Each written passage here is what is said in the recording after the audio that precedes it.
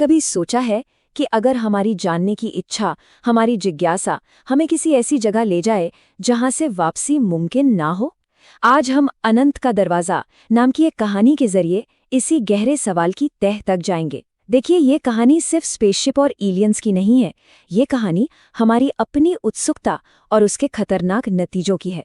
तो चलिए शुरू करते हैं ये सफर। ये इतना गहरा क्यों है? आखिर इसके पार होगा क्या? ये सवाल सिर्फ इस कहानी के हीरो अर्जुन का नहीं है, है ना? ये हम सबका सवाल है। वो सवाल जो हम सब ने कभी ना कभी रात में तारों को देखकर खुद से जरूर पूछा है। और यही एक मासूम सा सवाल इस पूरी कहानी की बुनियाद है। तो कहानी का पहला हिस्सा है एक रहस्यमय संकेत। यहाँ पर बचपन में देखा गया एक सपना एक ऐसी खोज की वजह बनता है जो शायद पूरी इंसानियत का भविष्य बदल दे।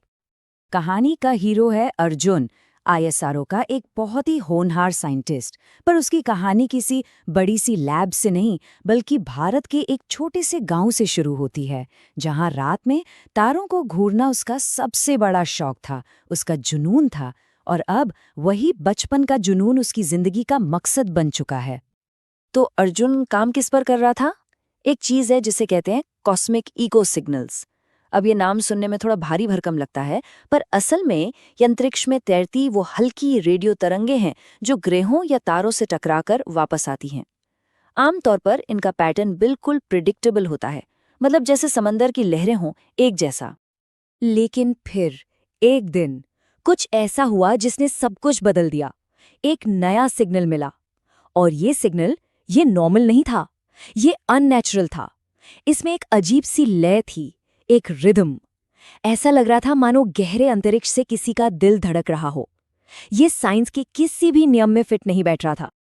और फिर जब उस सिग्नल को डिकोड किया गया तो जो मिला उसने सबके होश उड़ा दिए। उस धड़कन जैसे पैटर्न के अंदर एक मैसेज छिपा था, सिर्फ 2 शब्द, आओ हम तुम्हारा इंतजार कर रहे हैं। अब ये कोई वैज्ञानिक पहेली नहीं थी, ये एक सीधा सीधा न्योता था। तो अब सवाल ये था कि इस बुलावे का क्या किया जाए, और यहीं से शुरू होता है कहानी का दूसरा पड़ाव, अनंत की ओर एक मिशन, इंसानियत का उस अनजान आवाज को जवाब देने का फैसला। तो एक मिशन तैयार हुआ, नाम रखा गया अनंत 1। मकसद बिल्कुल सीधा, पता लगाना कि ये सिग्नल आखिर आ कहां से रहा है। ये एक टॉप सीक्रेट मिशन था और इसकी कमान सौंपी गई मिशन लीडर अर्जुन को। उसके साथ थी मीरा, जो एक बेहतरीन सिस्टम्स एक्सपर्ट थी, और उनकी मदद के लिए था आद्या, एक बेहद एडवांस रोबोटिक असिस्टेंट। अब हर जोशीले इंसान के साथ एक प्रैक्टिकल सोचने वाला भी होना जरूरी है ना? अर्जुन के लिए वो थी मीरा।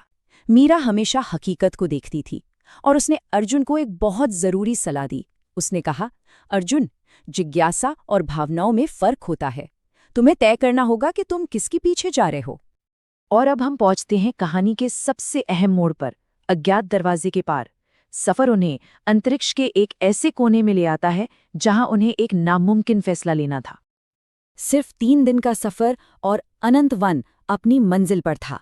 लेकिन ये जगह हमारे जाने पहचाने ब्रह्मांड जैसी बिल्कुल नहीं थी। यहाँ फिजिक्स के नियम काम नहीं कर रहे थे, और उनके ठीक सामने एक विशाल चमकता हुआ ब्रह्मांडीय दरवाजा हवा में तैर रहा था। और ठीक उसी वक्त उनके रोबोटिक असिस्टेंट आद्या ने एक वार्निंग दी। स्क्रीन पर एक नंबर फ्लैश हुआ, 22%, 92%। किस बात की संभावना? इस दरवाजे को पार करते ही डायमेंशन के फट जाने की, यानी मौत लगभग पक्की थी। तो अब क्या करें? यहीं पर 2 रास्ते थे, 2 सोच थीं। एक तरफ अर्जुन था जो कह रहा था, क्या पता ये कोई जाल ना हो, बल्कि हमारे सारे सवालों का जवाब हो। और दूसरी तरफ थी मीरा, जिसका डर कह रहा था, अर्जुन चलो वापस चलते हैं। ये सिर्फ 2 लोगों की बहस नहीं थी, ये असल में उम्मीद और डर की लड़ाई थी। तो अर्जुन ने क्या चुना? जाहिर है, अपनी उम्मीद। और जैसे ही उसने दरवाजे के पार जाने का फैसला किया, कहानी का चौथा और सबसे चौंकाने वाला हिस्सा शुरू हुआ, ब्रह्मांडीय चेतावनी। क्योंकि सच उनकी सोच से कहीं ज्यादा भयानक था। जैसे ही उन्होंने दरवाजा पार किया, सब कुछ बदल गया। ये एक दूसरी ही दुनिया थी, जरा सोचिए, आसमान में एक नहीं 3-3 सूरज चमक रहे थे। नदियां पानी की नहीं बल्कि पिघले हुए कांच की थीं, और हवा में बिजली के कण तैर रहे थे। वक्त भी बहुत धीरे धीरे चल रहा था। और यहीं उनकी मुलाकात हुई उनसे, जिन्होंने वो सिग्नल भेजा था, वाइकैन से। वो हमसे बहुत ज्यादा एडवांस थे, लेकिन वो कोई दोस्त नहीं थे। वो एक जीती जागती चेतावनी थे। अपनी ही बेहिसाब जिज्ञासा के चक्कर में उन्होंने कुदरत के नियम तोड़ दिए थे और सजा के तौर पर हमेशा के लिए इस अजीब डायमेंशन में फंस गए थे। और फिर वाइकान ने वो खुलासा किया जो इस कहानी का सबसे बड़ा ट्विस्ट है। उन्होंने कहा, ये सिग्नल एक न्योता नहीं था, ये एक चेतावनी थी।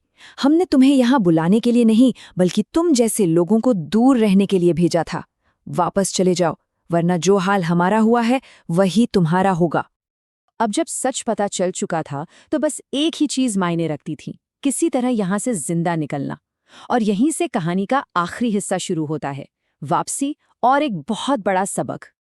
लेकिन निकलना इतना आसान नहीं था। वो डायमेंशन वो ढह रहा था, टूट रहा था। एक पल ऐसा आया जब मीरा पीछे छूटने लगी। उसने अर्जुन से चिल्लाकर कहा, मुझे जाने दो, वरना तुम भी मारे जाओगे। पर अर्जुन का जवाब था, हमने ये सपना साथ देखा था, मैं इसे अधूरा नहीं छोड़ सकता। और आखिर में जब बचने का कोई रास्ता नहीं दिखा तो उनके रोबोटिक असिस्टेंट आद्या ने वो किया जो किसी ने नहीं सोचा था। उसने खुद को कुर्बान कर दिया। एक इमरजेंसी ओवरराइड शुरू करके शिप को तो बाहर की तरफ धकेल दिया, पर खुद हमेशा के लिए वहीं तबाह हो गया। तो आखिर में वो बच तो गए, पर इस सफर ने उन्हें क्या सिखाया? मीरा की कही एक बात में इस पूरी कहानी का सार छिपा है। उसने कहा, जिस चीज को हम समझते नहीं उसे हम जीत नहीं सकते, बस उसका सम्मान कर सकते हैं। ब्रह्मांड के सामने इंसान कितना छोटा है, यही सबसे बड़ा सबक था। अर्जुन को अपने बचपन के सवाल का जवाब तो मिला, पर उसकी कीमत बहुत बड़ी थी। और ये कहानी हमारे सामने एक बहुत बड़ा सवाल छोड़कर जाती है कि क्या हर रहस्य को जानना ही जरूरी है, या क्या कभी-कभी कुछ चीजों से अनजान रहना ही जिंदा रहने का सबसे अच्छा तरीका है? ये सवाल सोचने लायक है।